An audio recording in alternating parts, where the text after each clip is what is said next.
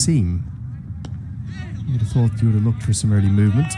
Just complete this press release from USA Cricket. Venu Bisike, the chair of USA Cricket, added, "We thank Stuart for his contributions to USA Cricket during his tenure. We wish him nothing but his success in his future endeavours." And then it ends with the men's national team will next take the field against Nepal in the Cricket World Cup League 2 matchup at 10:30 a.m. tomorrow at the Grand Prairie Stadium in Texas, which is where we are now. It doesn't say much, Aman, and probably hard to read into anything more than maybe something's happened in the background. I've seen plenty of reports of that as we get to the end of the first over. The score 4-0. Players seem to some players seem to have had a relationship breakdown with the head coach, and as a consequence now,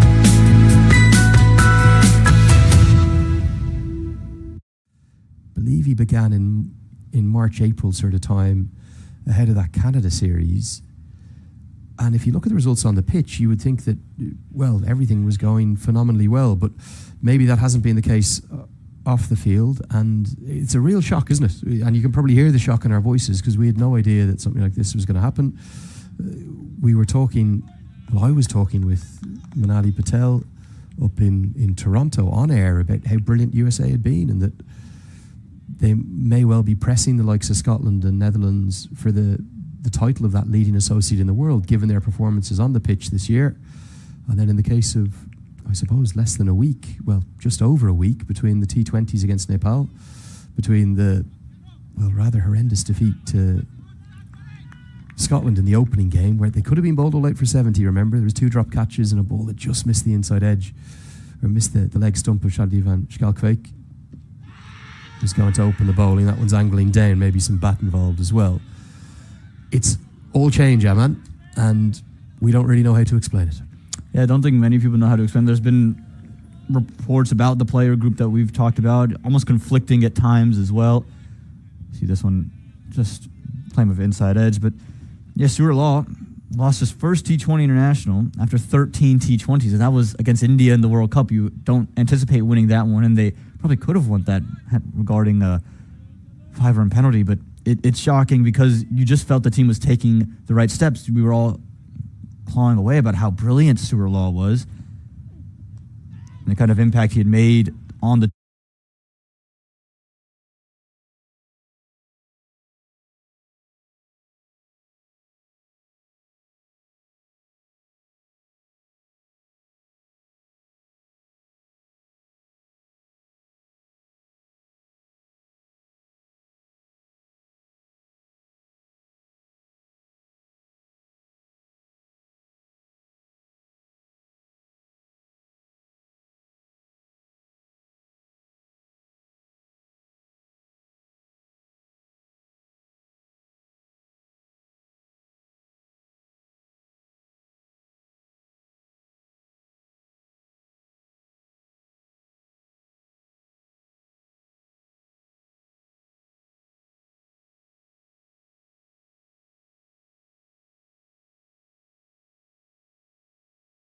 up throughout the Sunday morning. But yeah, if you do want to get in touch, use that hashtag CWCL2, or you can get in touch with me directly at Cricket Badge, my co-commentator, Aman Patel on Twitter and Instagram as well, AP Sports News _. But maybe just use that hashtag or get it in. Whether you want it to be private, you can do that in a direct message, and we will get some of those questions answered over this first session. It's a state of shock that we're in, Aman, because we're obviously not privy to what's going on behind the scenes, but you just sensed with that performance 48 hours ago that something must have been going on off the pitch, and that's proven to be true. Yeah, again, the reason that I'm in agreement with you, why we've called it maybe the worst performance we've seen out of the USA, it wasn't because of the scoreboard. It was because of the effort you saw on the field, the way the players were conducting themselves. You didn't see the fight or any real intent from anyone after the first couple wickets fell. And that was the disappointing part. Yes, you can have bad games and things happen, but the fight on the field was lacking. And you tend to not see that from the USA. You tend to see a team that is fighting. They usually do have plenty of personalities, and Ali Khan has been that for a long time. And there was just real no aggression. This man on your screen, probably the sole lone fighter of yesterday, brilliant with about a half century, and then with the ball, you could just see trying to make something happen. Driven stylishly. It was in the air. And Skalkovic isn't of the pace that would threaten you, so Sa happy to take on the stroke and get home for a comfortable 3. USA's fielding wasn't great the other day. Will it be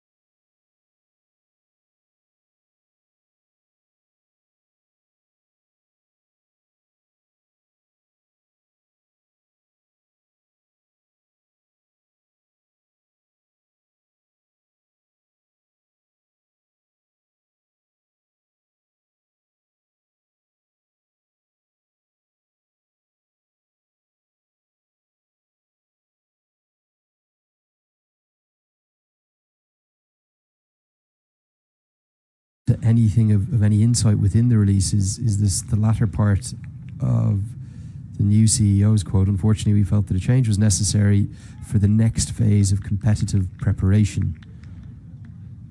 What's the next phase? You've like you mentioned, you went to the Super 8 of T20 World Cup for the first time, the men's T20 World Cup for the first time. Yeah, I suppose also the fact that we're in the middle of a series, that's maybe the most shocking part of it. And Manik Patel, well, he didn't say a lot, did he, at the toss? He said that it was nothing to do with the players, that it was a board decision. Whatever the case, they need to play better. They certainly need to play better than they did 48 hours ago.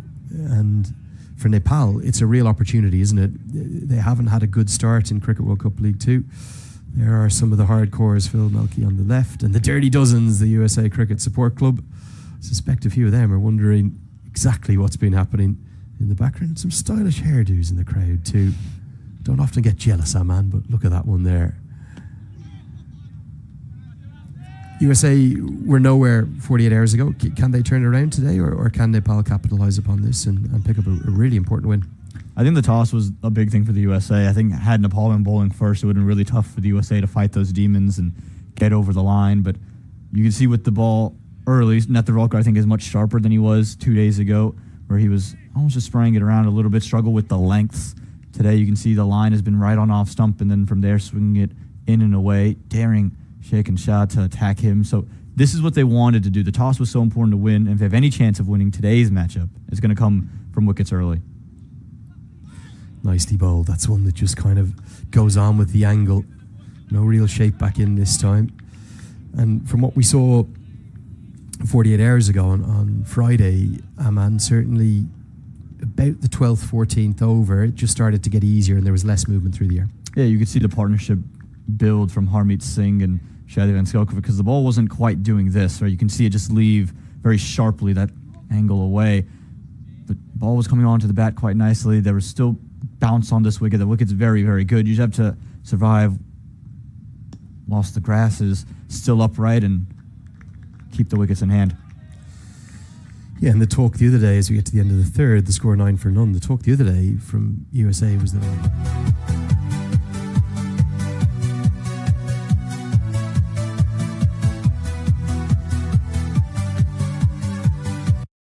there was some poor technique on display, lots of angled bats coming down. Asif Sheikh is probably known from a technically correct perspective as being the Rolls Royce, if you will, of Nepali batters. He's the sort of Ramit Shah of Afghanistan, or the Joe Root of England. That's what he is for Nepal. So he's a good option in these conditions. Sa, for me, is still finding his way in international cricket in his second coming as an international cricketer. There's probably a few shades of Andrew Mead's story, isn't there, from the other day.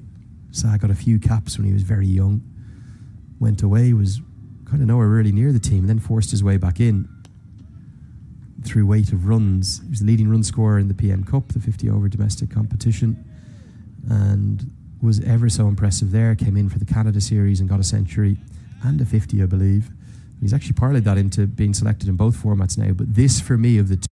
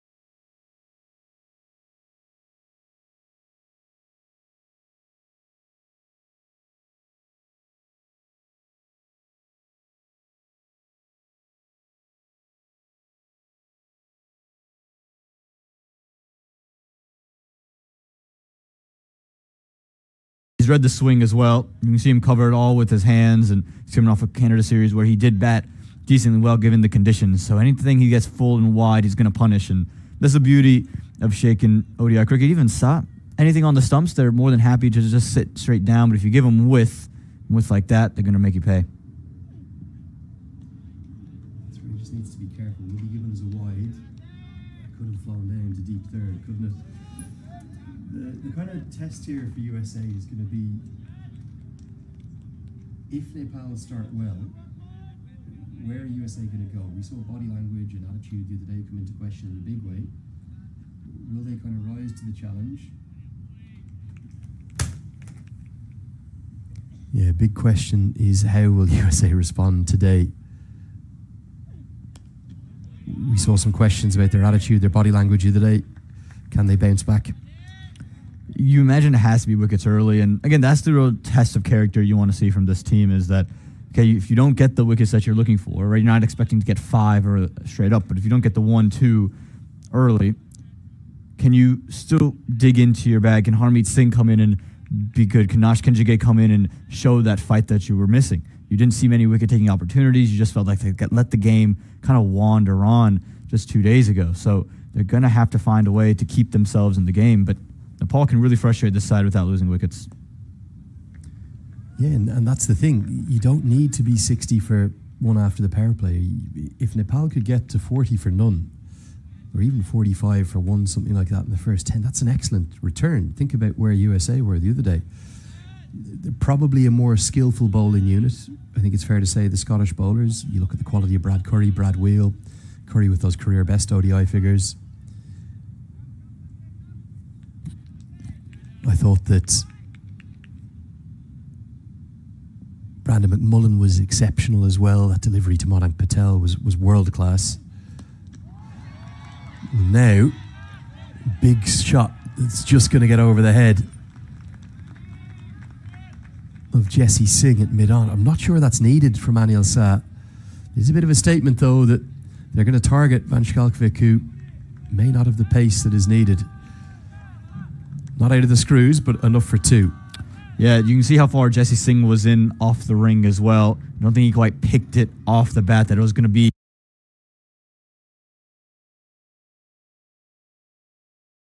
If you're on the side, yes, go be aggressive, but no need to take unnecessary risks. 4 overs gone, 18 without loss.